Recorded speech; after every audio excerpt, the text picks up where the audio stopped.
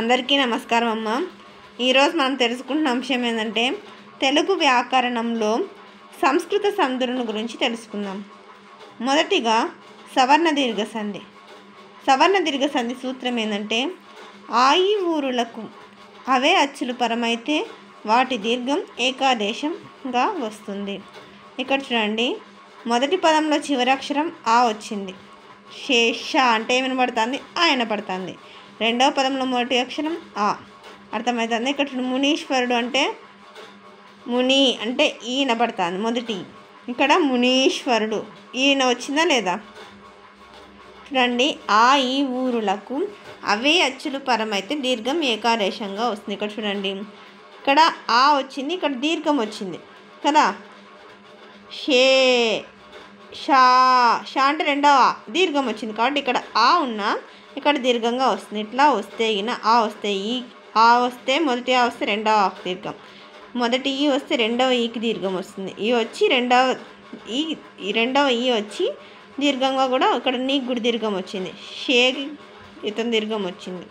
తర్వాత గురు అంటే రు అంటే ఊ వినపడుతుంది.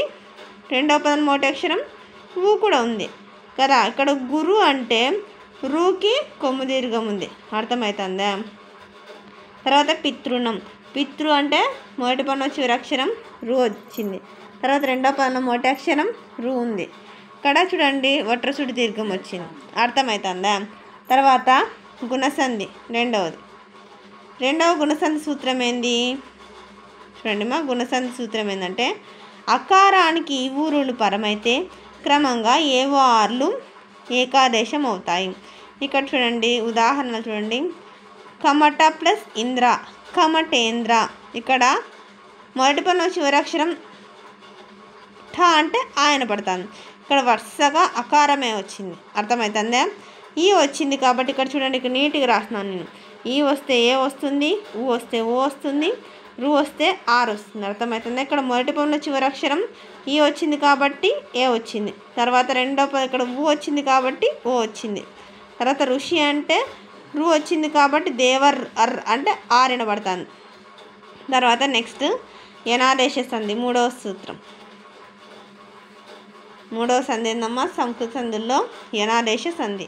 దీని యొక్క సూత్రం ఏంది, ఈ ఊరులకు సవర్ణం కాని అచ్చులు పరమైతే వాటికి క్రమంగా యావారాలు ఆదేశంగా వస్తాయి.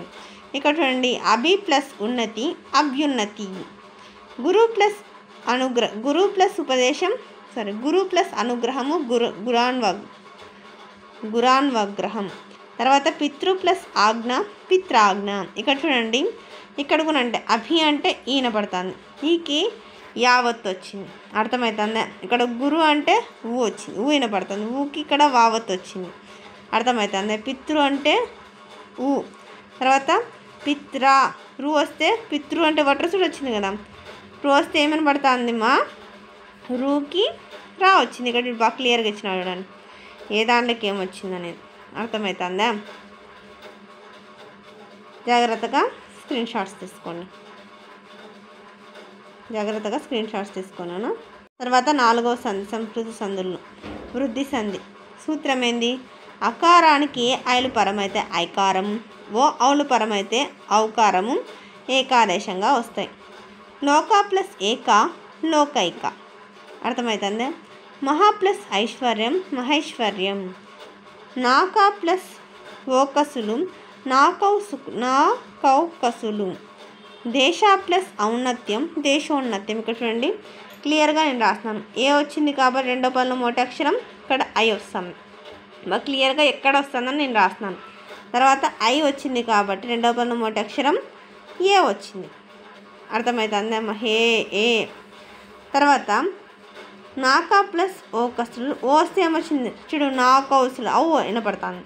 తర్వాత దేశ ఔన్నత్యం అంటే దేశ ఔ అంటే వినపడుతుంది, ఓ వినపడుతుంది, అర్థమవుతుంది. ఇది కానీ స్క్రీన్ షాట్స్ తీసుకోండి, మీకు సులభంగా ఉంటుంది. తర్వాత సంస్కృత సంధుల్లో ఐదవ సంధి ఏంది, అనునాసిక సంధి. సూత్రం ఏంది, కచట తపలకు నామాలు పరమైతే వాటి అనునాసిక అక్షరాలు వికల్పంగా వస్తాయి. ఇక్కడ కచట తపలలో ఏవైనా కానీ సందులు మావత్తు కానీ నా ఒత్తు కానీ వస్తే దాంట్లో పక్కన ఇవి వస్తాయి. అర్థపరచండి. వాంగ్మయము ఇక్కడ చూడండి మొదటి పదంలో చివరి అక్షరం ఏంది క్, వాక్ ప్లస్ ఇక్కడ ఏం రాయాలి మా ఒత్తు వచ్చిందిగా మయం.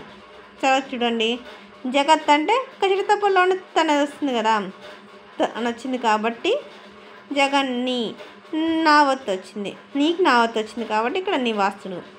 జగత్ ప్లస్ నివాసుడు, జగద్నివాసుడు. గమనిక కచట తపలకు మాత్ర మా యా అనే ప్రత్యయాలు పరమైతే అనునాసికాలు నిత్యంగా వస్తాయి. తర్వాత నెక్స్ట్ 6వది యశ్వసంధి. సూత్రం సకార తవర్గాలకు షవర్ణ చవర్ణాలతో సంధి కలిస్తే షవర్ణం చవర్ణాలే వస్తాయి. ఉదాహరణ చూడండి మనస్ ప్లస్ శాంతి మనశ్శాంతి. తర్వాత సత్ ప్లస్ జనుడు సజ్జనుడు. నెక్స్ట్ జశ్వసంధి. ఇంతకుముందు మనం చూసినది శుష్వసంధి. తర్వాత నెక్స్ట్ ఇది జశ్వసంధి.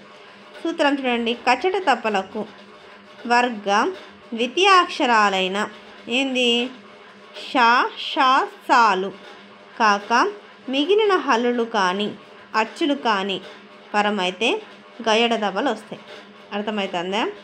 కచట తప అనే వర్గాలకు ప్రథమ ద్వితీయాక్షరాలు షాషాలు పరమైతే దాని గజడ దబలు వస్తాయి. ఉదాహరణకు దిక్ ప్లస్ అంతము దిగంతము, భవత్ ప్లస్ వచనము భవద్వచనము. తర్వాత విసర్గ సంధి.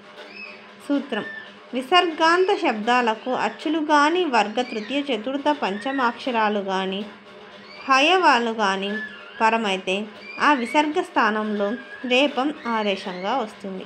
ఉదాహరణకు ధను ప్లస్ భంగం ధనుర్భంగం, పునః ప్లస్ దర్శనం పునఃదర్శనం, అంత ప్లస్ ఆత్మ అంతరాత్మ. నెక్స్ట్ది ధృత ప్రకృతికాలు కలలు. ధృతం ఉదాహరణ చూడండి ధృతం నకారాన్ని ఏమంటారు ధృతం అని అంటారు కదా. సందర్భాన్ని బట్టి ని ను అనే మూడింటిని ధృతాలుగా గ్రహించాలి. ఈ ధృతం లోపించిన పదం యొక్క అర్థంలో మార్పు రాదు. అర్థమవుతుందా? నా నీను అనే వచ్చినా కూడా పదంలో మార్పు రాదు అనే ధృతం. అర్థమవుతుంది? వచ్చెన్ ఇందున్ ఇక్కడ అనే దాంతో అంతమవుతాను. వీటిని ఏమంటారు ధృతాలు అని అంటారు. మొదటి పదంలో చివరి అక్షరం నానీను అంటే రెండో పదంలో మొదటి అక్షరాలు కచట తపలు వస్తే దాన్ని ధృత ప్రకృతికాలు అని అంటారు. ధృతం అంటే తెలుసు కదా అమ్ము పదం చివరణలో అన్నట్టు వస్తే దాని ధృతాలని అంటారు. తర్వాత ధృత ప్రకృతికాలు చూద్దాం. ధృతం చివరణ గల పదాలను ధృత ప్రకృతికాలు అని అంటారు. ఉదాహరణకి ఏంది తినన్ వినన్ వచ్చితిన్. అర్థమవుతుందా? ఇక్కడ ఉంది. తర్వాత నెక్స్ట్ కళలు. ధృత ప్రకృతి కాలు పదాలను కళలని అంటారు. అంటే నకారణ చివరణ లేని పదాలను ఏమంటారు కళలు అంటారు. నకారం చివర ఉన్న పదాలను ఏమంటారు అంటే ధృత ప్రకృతి కాలని అంటారు. తర్వాత కళలు అంటే ధృత ప్రకృతి కాలు కాని పదాలను కళలని అంటారు. ఉదాహరణ చూడండి భీముడు పుస్తకం పలక మొదలైనవి. అందరికీ ధన్యవాదాలమ్మా. ఇంకా మన ఛానల్ సబ్స్క్రైబ్ చేసుకుని వాళ్ళు ఎవరంటే దయచేసి సబ్స్క్రైబ్ చేసుకొని లైక్ చేసి షేర్ చేసి మీ ఫ్రెండ్స్కి రిలేటివ్స్ అందరికీ సబ్స్క్రైబ్ చేసుకోమని చెప్పండి. నా ఛానల్ సబ్స్క్రైబ్ చేసుకొని ప్రత్యక్షంగా పరోక్షంగా సపోర్ట్ చేస్తున్న వాళ్ళందరికీ పేరు పేరున ప్రత్యేకమైన ధన్యవాదాలు. అందరికీ మరొకసారి ధన్యవాదాలు.